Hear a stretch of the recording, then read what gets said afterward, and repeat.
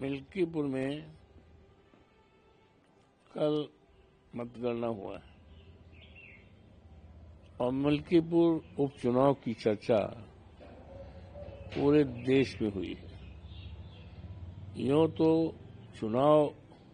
उपचुनाव था, मिल्कीपुर का चुनाव था, लेकिन चुनाव और मतगणना के पहले चर्चा पूरे देश में हो रही थी।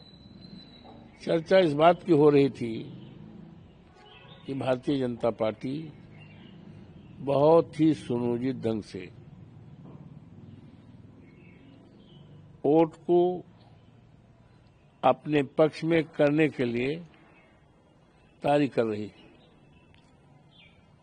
शुरुआती दौर में ही इस बात की जानकारी मिल रही थी कि मतदान केंद्र पर जो भी पीठासीन अधिकारी और जो भी चुनाव के कर्मचारी लगाए जाने की तैयारी है, वो पूरी तरह से भारतीय जनता पार्टी के या तो कार्यकर्ता रहे हैं, या संगठन में रहे हैं, या रिश्तेदारी में रहे हैं, और उन्हीं को भेजा जाने की तैयारी है।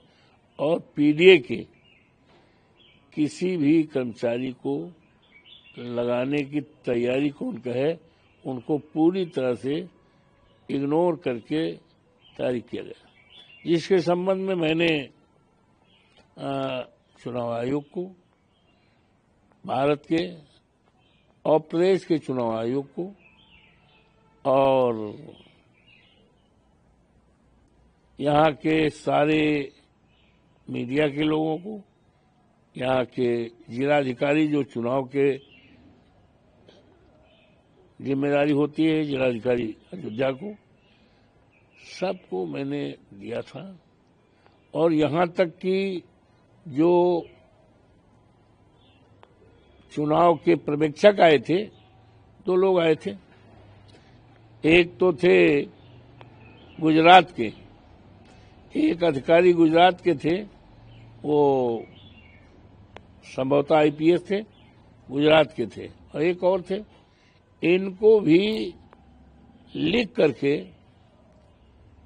केवल शंका ही नहीं, स्पष्ट सबूत के साथ लिखकर दिया था कि ये अधिकारी हैं और भारतीय जनता पार्टी के वोट को लूटने की तैयारी है। और कुछ लोगों को नाम भी बताया था। उन्होंने 4